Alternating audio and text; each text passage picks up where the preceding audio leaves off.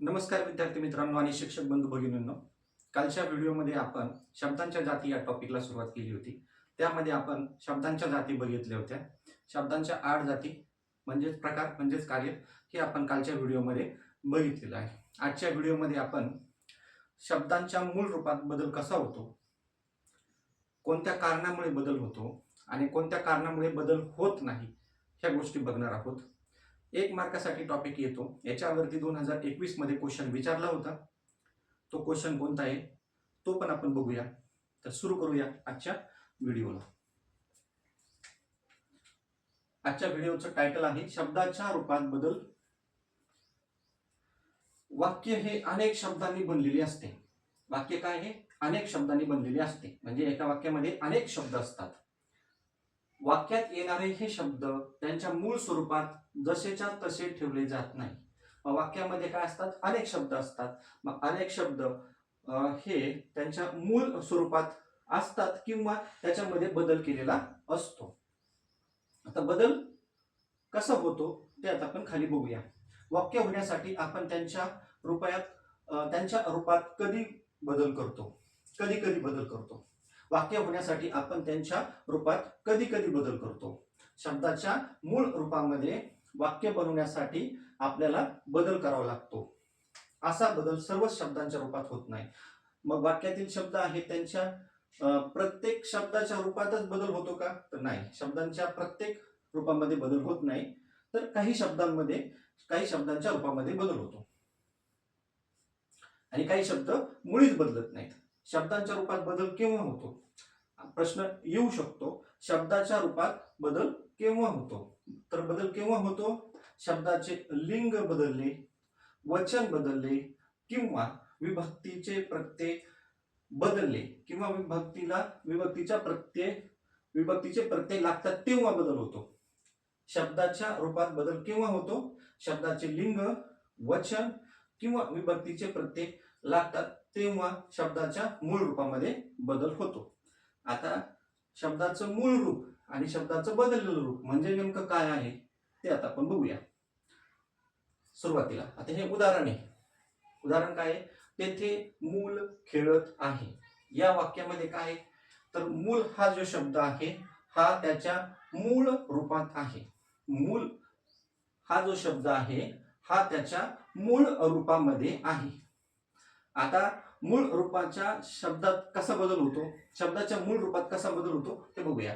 आता ते दूरवरती ते मूल खेळत आहे ते आपल्याला नक्की माहित नाहीये ते स्त्रीलिंगी आहे की पुल्लिंगी आहे, बरोबर. म्हणून आपण त्याला काय केलंय? मूल हा शब्द दिलाय, कारण ते माहित नाही ते पुल्लिंगी आहे की स्त्रीलिंगी आहे. जवळ गेल्यानंतर आपल्याला असं दिसतं की तो पुल्लिंगी आहे. म्हणून आपण वाक्यात काय बदल करतो? तेथे मुलगा खेळत आहे. दूरवरून बघितलं तर तेथे मूल खेळत आहे असं आपल्याला दिसतंय. परंतु ज्यावेळेस आपण जवळ जाऊ त्यावेळेस आपल्याला समजतं की ते जे मूल आहे ते पुल्लिंगी आहे. त्याच्यामुळे आपण वाक्यात बदल कसा करतो? तेथे मुलगा खेळत आहे. म्हणजे काय झालं? शब्दाचं लिंग येथे बदललेलं आहे. शब्दाचं काय झालेलं आहे? लिंग बदललेलं आहे. मूळ वाक्यामध्ये जे मूल हा शब्द होता तो मूळ स्वरूपात होता आणि ते काय होतं? नपुंसकलिंगी होतं. आणि आपल्याला नंतर तिथे गेल्यावर कळलं की ते मूल पुल्लिंगी आहे. म्हणून आपण काय केलं? वाक्यात आपल्या बदल झाला आणि मूल हे हा जो मूळ शब्द होता याच्यामध्ये बदल झाला. बदल केव्हा झाला? ज्यावेळेस त्याचं लिंग बदललं गेलं त्यावेळेस त्या शब्दाच्या मूळ रूपामध्ये बदल होऊन त्याचा मुलगा झाला. समजलं? म्हणजे शब्दाच्या रूपात बदल केव्हा होतो? शब्दाचं लिंग बदललं तर. इथे आपण लिंग बदललेलं आहे. आता ती जर मुलगी असती तर आपण वाक्य काय लिहिलं असतं? तेथे मुलगी खेळत आहे. म्हणजे मूल हा शब्द त्याचं लिंग बदललं तर ती मुलगी झाली. म्हणजे मूल हा मूळ शब्द आणि मुलगी हा बदललेला शब्द. मूळ हा काय आहे तर आपला मूळ शब्द आहे आणि मूळ शब्दामध्ये वाक्यात बदल केव्हा होतो ज्या वेळेस त्या शब्दाचं लिंग बदललं जातं तेव्हा. मग मुलगी हे काय झालं, मुलगा हे काय झालं तर त्याचं बदललेलं रूप, त्याचं बदललेलं रूप किंवा स्वरूप, बदललेलं रूप. मूळ शब्दामध्ये केव्हा बदल होतो जेव्हा त्याचं आपण लिंग बदलतो त्यावेळेस त्या मूळ शब्दाचं रूप बदललं जातं. हे कळलं. आता आपण वचन बदलून बघू.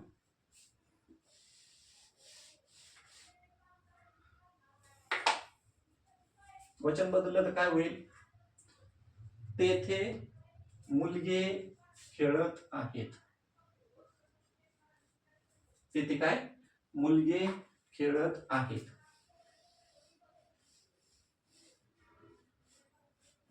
बरोबर ना. तर काय झालं त्याचं वचन बदललं, एक वचनाचं अनेक वचन झालं. विभक्तीचा प्रत्यय विभक्तीच्या टॉपिक मध्ये आपण बघूया. हे तुम्हाला समजलं. शब्दाच्या रूपात बदल केव्हा होतो जेव्हा त्याचं लिंग बदललं जातं, वचन बदललं जातं किंवा विभक्तीचे प्रत्यय त्या शब्दाला लागतात तेव्हा शब्दाच्या मूळ रूपामध्ये बदल होतो. मग हा बदल शब्दाच्या जातीमध्ये कोणत्या कोणत्या जातींना लागू होतो तर ते बघूया. याच्यामध्ये नाम, सर्वनाम, विशेषण, क्रिया विशेषण इत्यादी.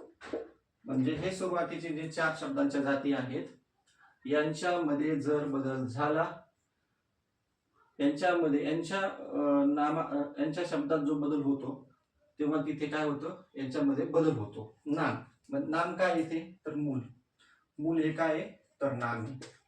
सर्वनाम म्हणजे काय, तेथे तो खेळत आहे, सर्वनाम झालं.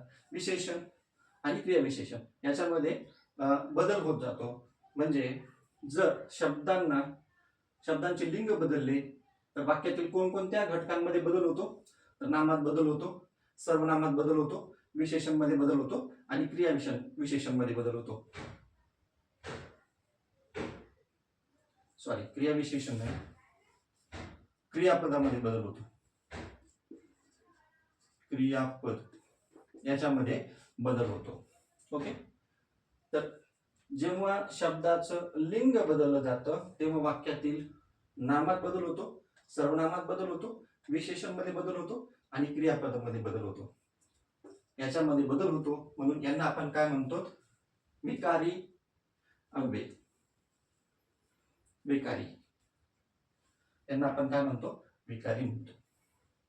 तर हे आहेत विकारी, विकारी अव्यय.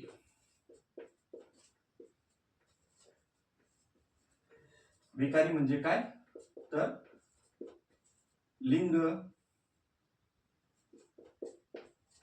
वचन आणि विभक्तीचे प्रत्यय जोडले तर शब्दाच्या मूळ रूपात बदल होतो, त्यांना आपण काय म्हणतो विकारी अव्यय. तर हे विकारी अव्यय आहेत.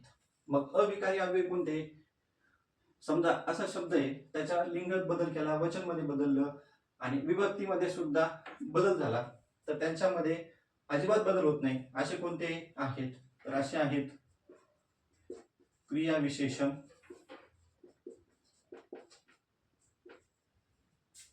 शब्दयोगी अव्यय, उभयान्वयी अव्यय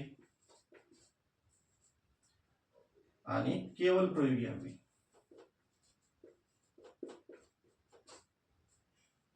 यांच्यामध्ये मात्र लिंग, वचन किंवा विभक्तीचा प्रत्यय बदलला तर बदल होत नाही म्हणून यांना आपण काय म्हणतो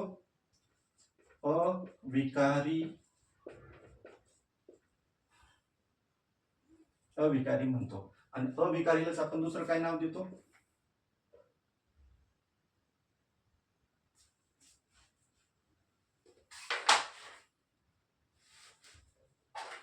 अव्यय नाही म्हणत, सव्यय, विकारीच म्हणतो फक्त. तर अविकारी म्हणजे काय? अविकारी म्हणजे काय? बदल होत नाही. अविकारी म्हणजे काय? बदल होत नाही. लिंग, वचन आणि विभक्तीचा प्रत्यय बदलून सुद्धा क्रिया, विशेषण, शब्द योगी, उभयनामी आणि केवळ प्रयोगी अव्ययामध्ये बदल होत नाही, त्यांना आपण अविकारी म्हणतो. आणि अविकारीलाच आपण काय म्हणतो? अव्यय. अविकारीलाच आपण काय म्हणतो? अव्यय. आणि विकारीला काय म्हणतो आपण? सव्यय. इथे चुकून माझ्याकडून अव्यय झालं होतं. तर विकारी म्हणजे शब्दाच्या मूळ रूपात बदल होणे. मग मूळ रूपात बदल केव्हा होतो? जेव्हा लिंग बदलतो, विभक्ती बदलते, वचन बदलते, तेव्हा शब्दाच्या मूळ रूपामध्ये बदल होतो, त्यांना आपण विकारी म्हणतो. आणि विकारी कोणकोणते आहेत? तर नाम, सर्वनाम, विशेषण, क्रियापद हे काय आहेत? विकारी आहेत. क्रिया, विशेषण, शब्दयोगी, उभयनामी आणि केवळ प्रयोगी अव्यय हे काय आहेत? अविकारी आहे. म्हणजे यांच्यामध्ये लिंग, वचन, विभक्ती बदलला तरी सुद्धा बदल होत नाही, त्यांना आपण अविकारी म्हणतो किंवा अव्यय म्हणतो. आलं लक्षात? 2021 मध्ये टीईटी पेपर 2 मध्ये क्वेश्चन आला होता, सव्यय आणि अव्यय मिळून शब्दाच्या एकूण जाती किती आहेत?